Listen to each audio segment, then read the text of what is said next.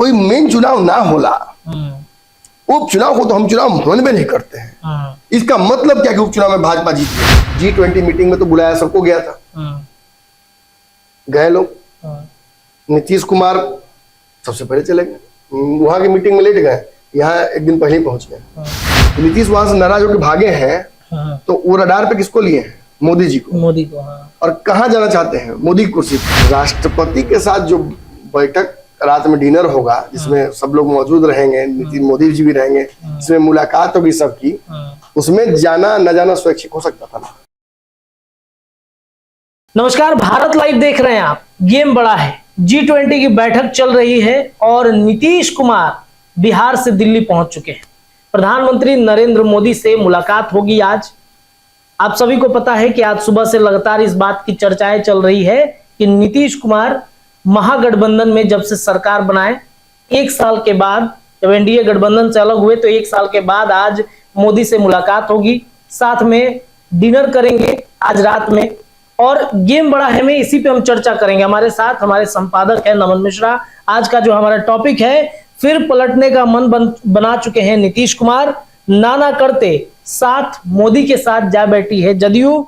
India का दूल्हा और बाराती दोनों हाईजैक हो चुका है। सर, बाराती और दूल्हा दोनों हाईजैक हो चुका है, किस तरीके का गेम प्लानिंग चल रहा है सर? देखिए, गेम प्लान तो बहुत सिंपल है। एक पॉपुलर ओपिनियन बनाने की कोशिश की जाती है कि इंडिया गठबंधन बना है तो उससे बहुत फर्क नहीं पड़ता है मोदी जी को और भाजपा को, तो आराम से 24 में आ जाएंगे।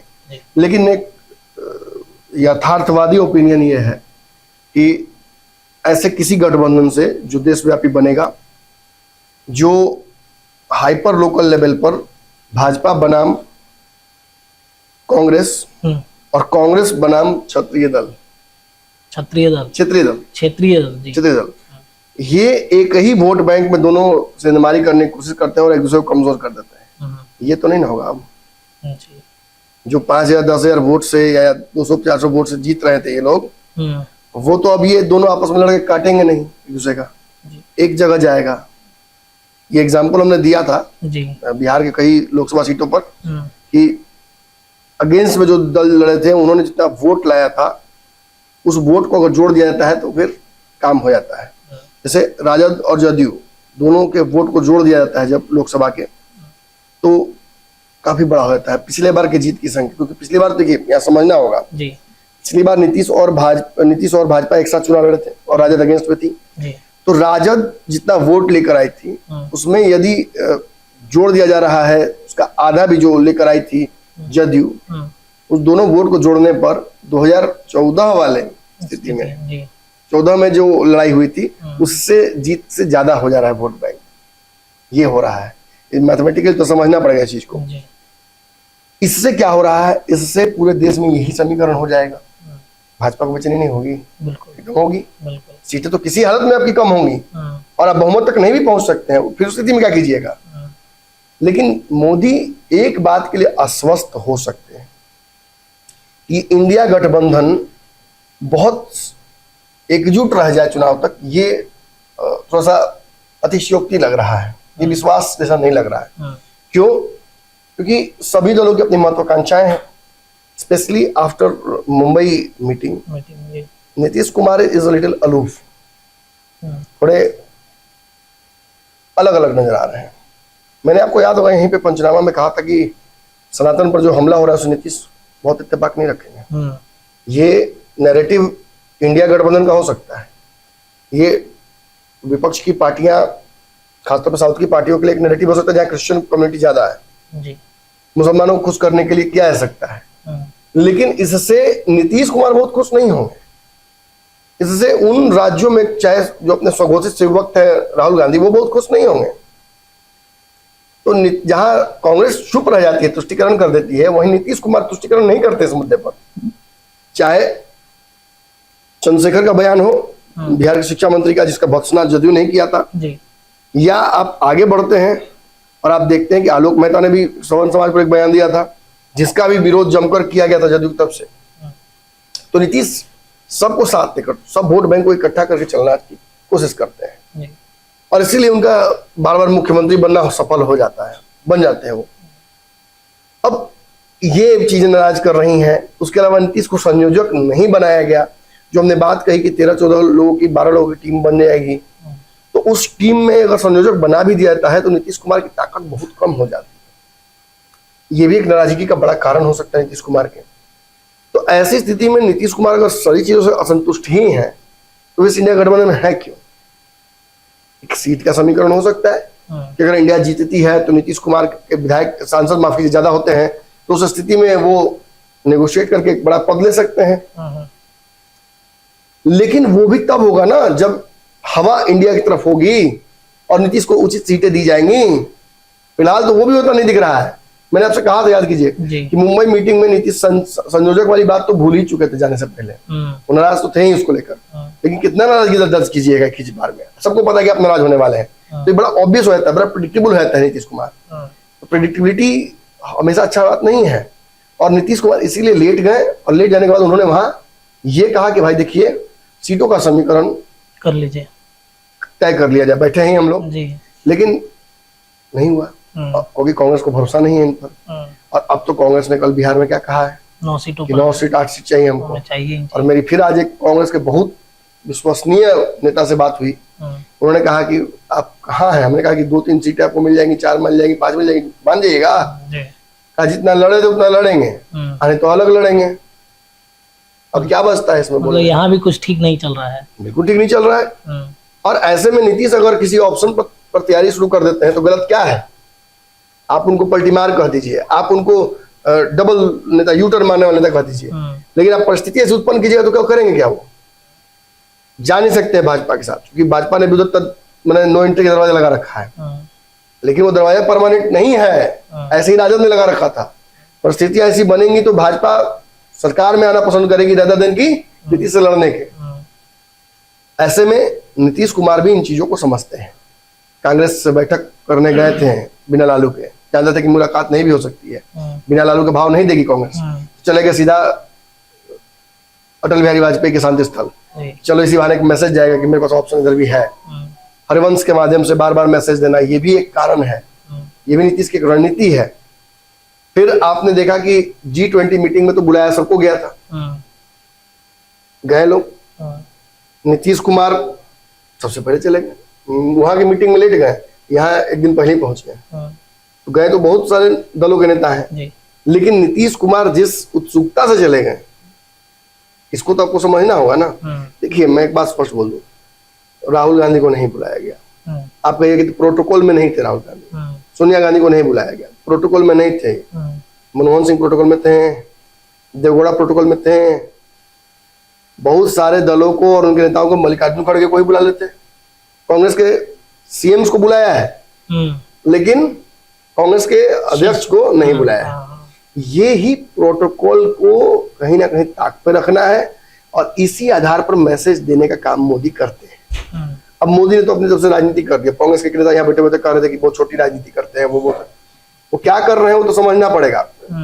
नीतीश कुमार समेत इंडिया के लगभग सभी मंत्रियों को, मुख्यमंत्रियों को, नेताओं को उन्होंने बुला लिया और आपको नहीं बुलाया। वो आप में और उनमें डिफरेंस क्रिएट कर रहे हैं। और ठीक है, मैं कहता हूँ G20 मीटिंग में चले गए नीतीश कुमार, कोई बड़ी बात नहीं है, सबको जाना चाहिए, देश के लिए बात थी।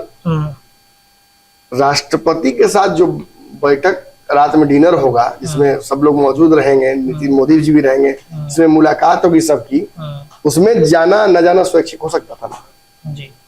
उसमें तो चाहते तो नहीं जा सकते थे, बिल्कुल विरोध कर सकते थे, बिल्कुल। लेकिन नीतीश कुमार ने उसके लिए रजामंदी दे दी है। ये क्या साबित करता है? सनातन के मुद्दे पर, वन नेशन वन इलेक्शन पर तो आपने सुना कि पहले ही नीतीश कुमार स्पष्ट कर चुके हैं जी। वो कह चुके हैं कि उसके लिए तैयारी कर रहे हैं। और आप ये भी जान लीजिए, आज ही नहीं 1.5-2 साल पहले नीतीश कुमार ने ये मांग की थी कि एक साथ दोनों चुनाव होना चाहिए जी, बिल्कुल।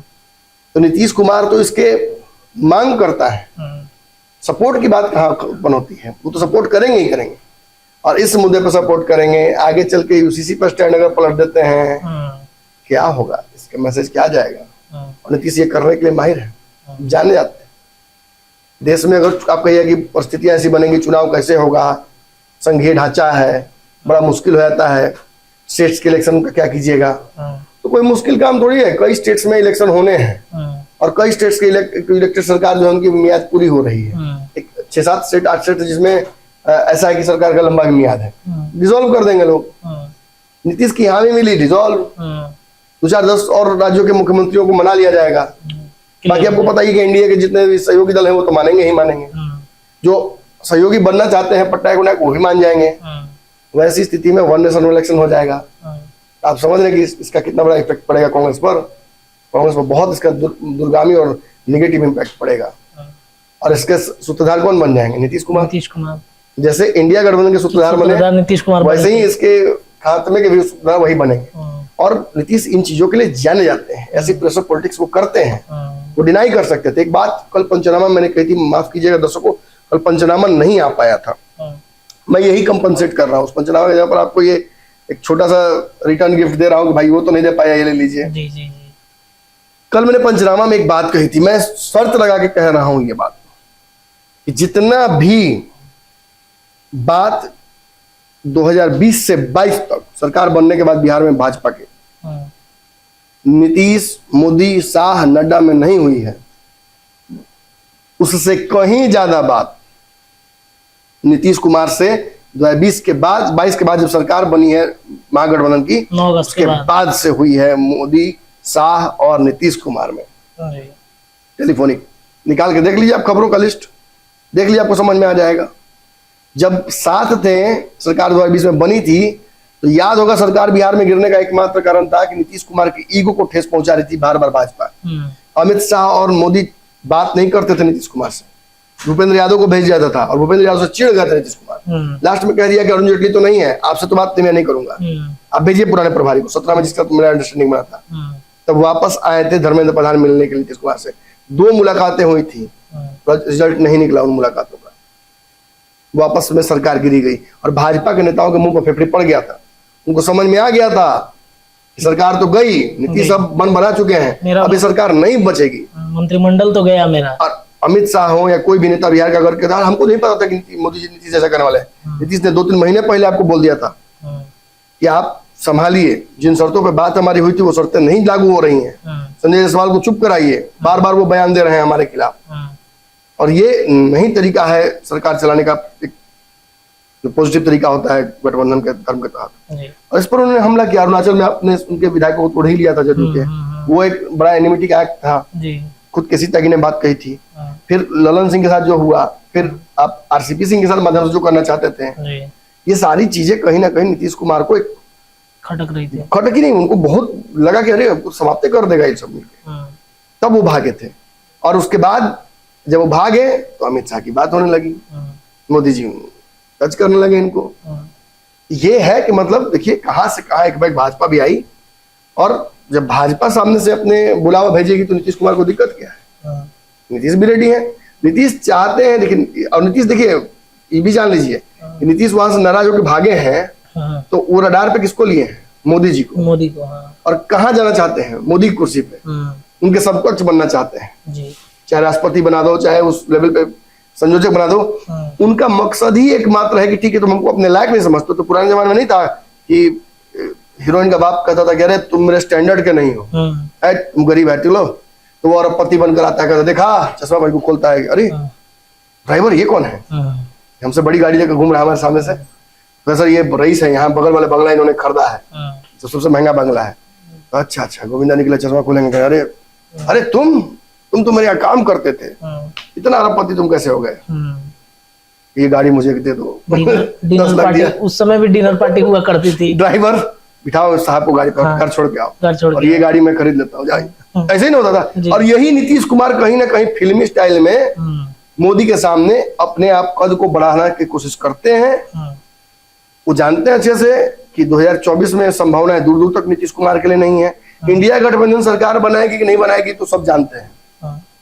वर्तमान परिस्थितियों में दूर दूर तक वहां भी संभावना नहीं है। लेकिन अगर इंडिया जीत भी जाता है तो नीतीश के लिए संभावना दूर दूर तक इंडिया में भी नहीं है। ये बात वो जानते हैं अच्छे से। तो नीतीश पलट जाएंगे तो मैंने अपन को पलटू नहीं कर सकते इस बात। लेकिन परिस्थितियां भी बहुत कुछ बदलनी है, बहुत कुछ होना है। इस पर हम पंचनामा भी हम लोग करेंगे आगे। एक सवाल ये रहेगा कि एक तरफ देखा जा रहा है कि उपचुनाव में जिस प्रकार बीजेपी हार रही है, तो क्या वो भी एक वजह है कि अलग अलग राज्यों में? देखिए कल मैंने देखा बहुत, कल हमने पंचनामा हमने कुछ नहीं किया उपचुनाव पर जी, लेकिन मैं आपको एक बात बता दूं, कल मैंने देखा कि बहुत लोग एक्साइटेड हो रहे थे उपचुनाव की हार जीत को लेकर। ये वही पुराने तथाकथित नेतागण हैं जो बिहार के उपचुनाव को कहते थे अरे उपचुनाव कोई मेन चुनाव ना होला, उपचुनाव को तो हम चुनाव मानवे नहीं करते हैं।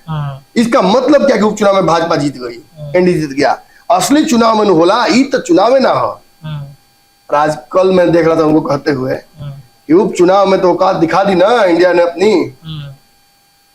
अरे महाराज वहां भी एनडीए भारी है, आप आंकड़े तो देखिए। आप कह रहे घोसी में गड़बड़ा गया, अरे घोसी सीट तो पहले से सपा के पास थी। कहाँ आप लोग कौन नैरेटिव पे चले जाते हैं? सपा की सीट सपा जीत गई, उसमें भाजपा कहाँ हारी?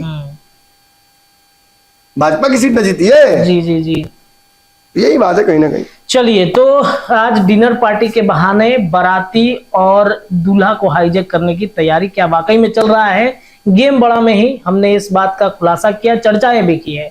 ऐसे ही तमाम चर्चाएं लगातार हम करते रहेंगे। फिलहाल गेम बड़ा है कि इस चर्चा में इतना ही। जुड़े रहिए भारत लाइव के साथ। बहुत बहुत धन्यवाद। अगर ये वीडियो पसंद आई और वह बिहार के राजनीति और बिहारियत से सरोकार रखेनी तो सब्सक्राइब बटन दबा के चैनल के सब्सक्राइब कर ली। ओजे एगो घंटी बा, ओकरा बटन दबा देला से कुल सटीक और मारक खबर रुआ मुफ्त में मिल जाई। अगर रुआ पत्रकारिता के हमनी के नया प्रयोग में सहयोग कर चाहतानी तो ज्वाइन बटन दबा दी। पेटीएम नंबर नोट कर ली 9386816700। धन्यवाद।